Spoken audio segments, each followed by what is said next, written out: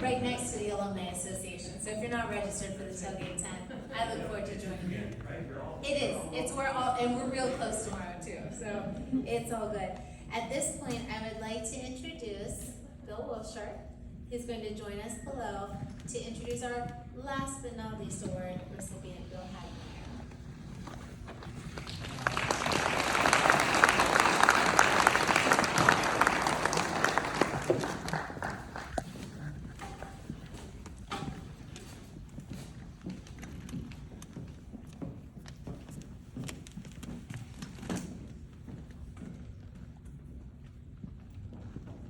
I met Bill in the winter of 1969 when he pledged my fraternity, which was Teague.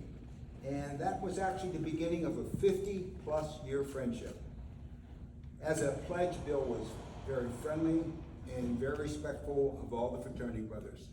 Later, as a brother, he treated the new pledges the same way. He took his time and talked to them and listened to each of them one at a time. Bill graduated from Slippery Rock in 1969. Now, before he returned to Slippery Rock, he served in the United States Army Military Police Corps. And then in 1974, he graduated with graduate degrees in psychology and counseling. After that, he joined the FBI.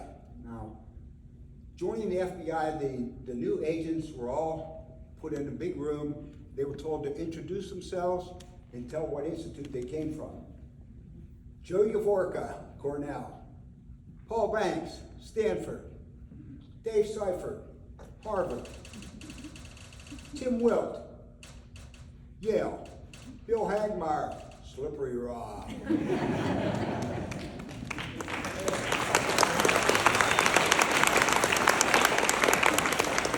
Now, if you read Bill's bio in the program, you could see that he had quite a legendary career at the FBI. His accomplishments were so good that, in fact, Hollywood made a movie about him. It was called No Man of God, and it was about Bill interviewing Ted Bundy, and Elijah Wood was the person who portrayed Bill. And Tom Clancy, who is a best-selling author, once stated that Bill was the best criminal profiler he ever met. And Bill's actual interest in the law enforcement actually started here at Slippery Rock when he befriended senior citizen police officer Lucky.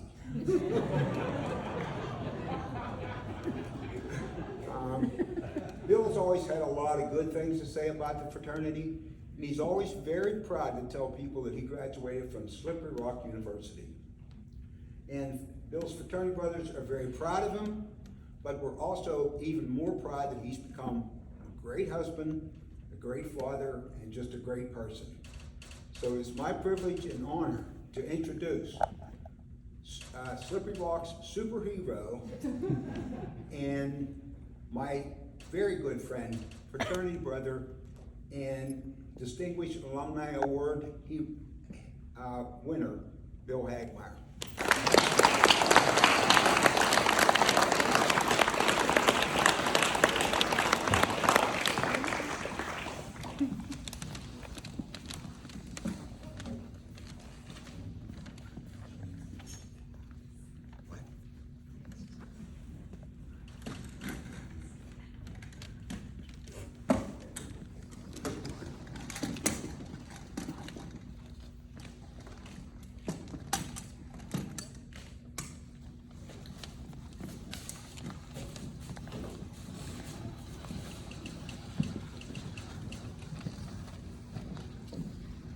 Where do you start? I never liked public speaking, and this is another one of those times. Although, you know, this is truly special. Whenever I've had to testify before Congress, or at the White House, or television, or whatever it is, I always got the bad fortune of following somebody with a silver tongue. I have tremendous respect, but I can't do it. But anyway, I'd like to thank the other thing, congratulate the other folks that were picked today as well. Your mountain was a little higher to climb than mine because you're so much younger. Talk about going back 30 years. This time they're going back over a half a century.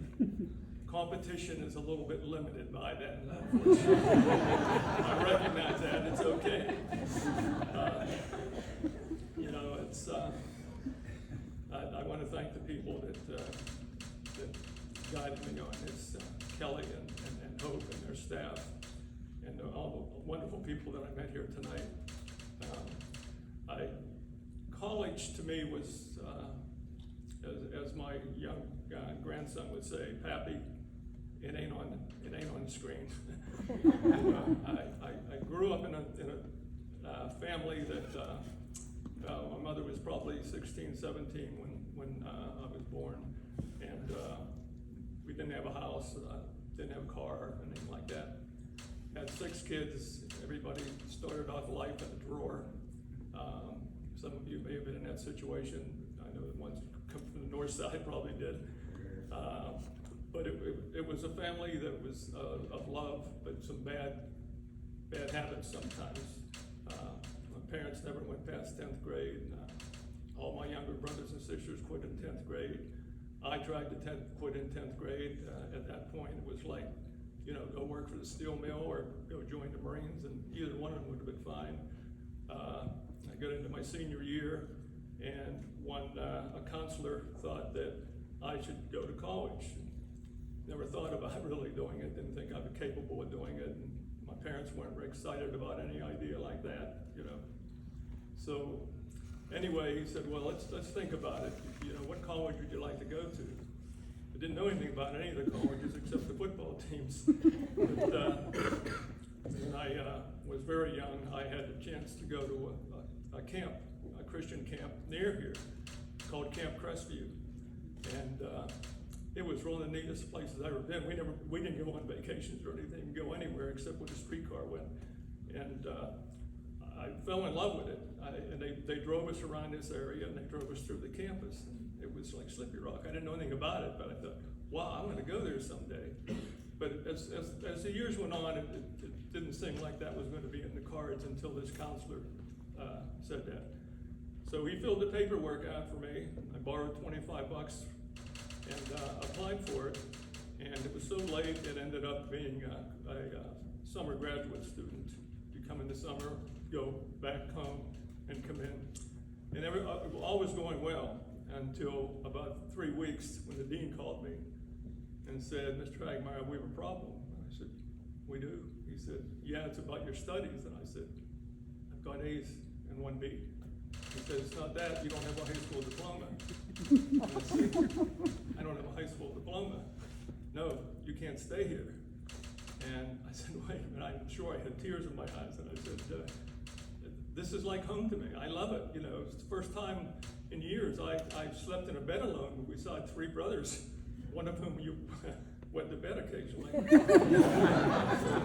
So be rock stars. I mean, you can see where I'm going with this. Academics, it was great, but it was just, it was a whole new world for me. And he said, well, you know, do you know anybody at the Board of Education in Slippy Rock, at Pittsburgh? And I said, I don't think. And of course, I didn't know that this curriculum in the summer here started 3 weeks before my graduation would have happened in Pittsburgh. And so therefore, for the last 3 weeks of school, I got all Fs. So, and I called my mother, love her, God bless you. And they told her that I didn't get a diploma, and she told her where they could stick that. And that didn't go far at all. So he said, you know, do you know anybody? And I said, well, yeah. I had a teacher in gym class in the early years that went to work for the board, but I don't even know if he's there or if he's even living anymore. So this dean, who had nothing to do except worry about me, I mean that superficially, obviously, he said, well, let me make a call. You know, let me check it out. And he said, I'll call you back in a couple of days. And he did. And he said, sit down, we need to talk. And I said, don't send me home, please. I want to stay here. And he said, just so happens that I found the guy that was named Charles Albrand. He remembered being your gym teacher, remembered you, liked you, said you came from kind of a tough family background, and he said, guess what he found? He found your diploma. So I got to stay, and and getting here was a whole new world for me. I learned about the guys in Tau Kappa Epsilon, a fraternity that was known as Tau Kappa Epsilon, and they were about the greatest guys I ever met. They all fit the description of, when you're in the military and you're getting jungle training, your first sergeant will say, pick somebody that you can go to a foxhole with and have feelings that they're going to back you up. And then when I was in working with the New York City Police Department, and an old sergeant saying, if you're going to go down a dark alley in Harlem, which we were doing at 3 o'clock in the morning, he said, you better have somebody with you that's going to have your back. And I said, okay. He said, remember that in life. Doesn't matter how smart they are, how much you like them, if they're going to have your back. Well, all the guys that I met with that fraternity met that, and that was a part of my family. In fact, I know we've had some people stand up, and you guys that came from St. Would you stand up, please?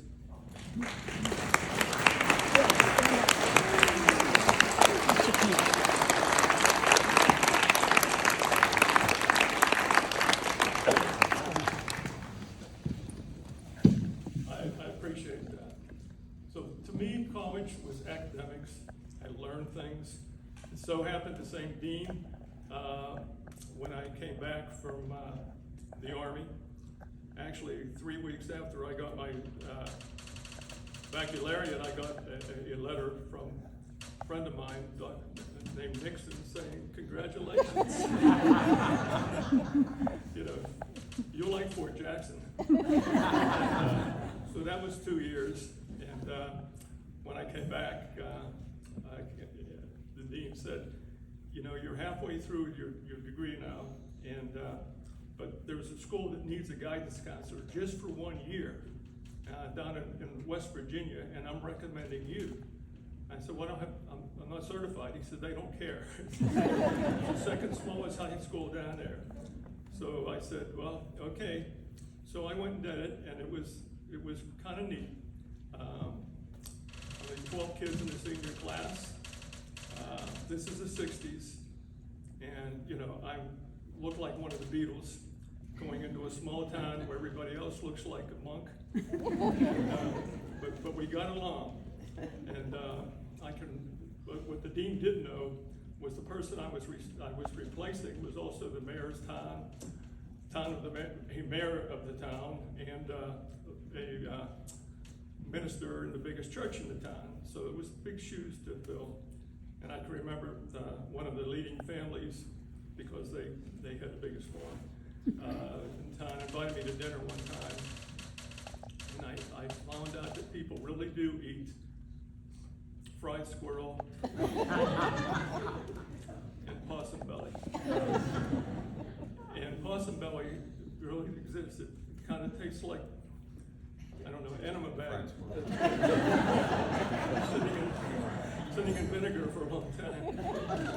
But anyway, I came back, and then Slippery Rocks gave me the biggest gift of all. I met my wife-to-be, and she was in grad school. She cheated off me sometimes. Not really. I copied from her once and got a better grade than she did. But we got married, and had 2 wonderful children that are here. We were just so proud of both of them. One of them, we tried to bring them up right. Tried to keep food from them or water sometimes, but damn kid still became a lawyer. But the thing is, I was doing a lot of things for the Attorney General, and you can read the resume. Of course, I get to write it, so it's not going to stink too much. But anyway, I was running around the country looking for serial children. My wife, I'll always love her for this, she gave up her career to make sure that the parents would be represented, should be representing both of us. And she came from a family in the little town of Nantiglow. You start yelling all of a sudden, wait till I get in the car. And, as a single mom with 7 girls, 1 boy. I won't say he was an alcoholic, but he could have been, should have been. But and just a remarkable family. And so she carried the weight, and when you look around things, and we have people at different ages here, and some of us are starting around third base, you look in the mirror and say, where'd that hair go? And you look down at your feet, and you're seeing all these wrinkles and stuff, and you think, what's it all been about? What's next? Well, we don't know what's next. But for me, I have a great family, and Slippery Rock is a big part of that family. I had friends that I knew that killed people. I knew some that got killed. I had a brother shot 3 times. I had a sister who had 2 husbands killed in motorcycle gangs. I mean, it's just a different type of culture. When I came here, my family just really, Nat Dean, the fraternity people, it was just wonderful. You look at it and say, how do you put it all together? I've been blessed more than I deserved and more than I could have dreamed. And you're all a big part of that. Thank you.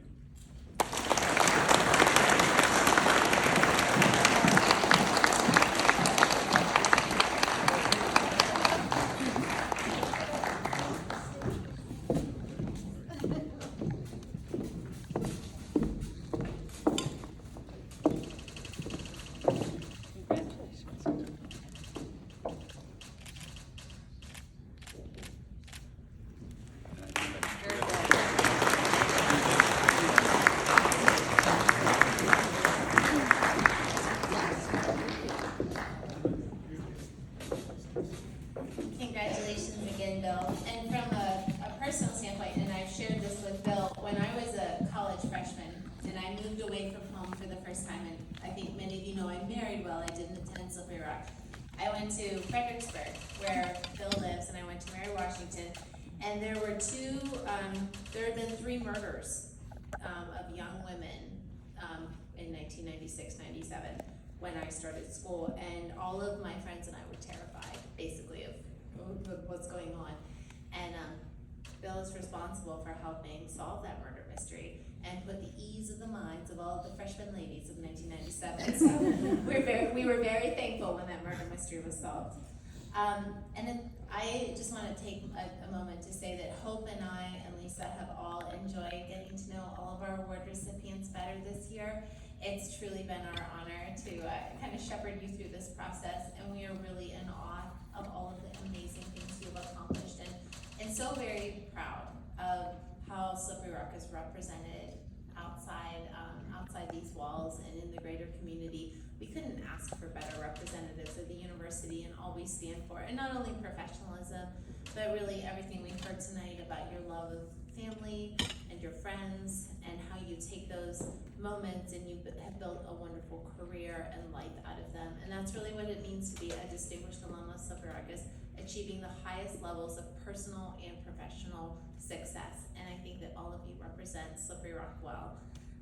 At this point, I'd like to introduce to you probably the man on stage. You haven't known who he was. I should have done that earlier tonight. But Michael Zodi, the class of 1988, who is the current Alumni Association Board President, and he will deliver our closing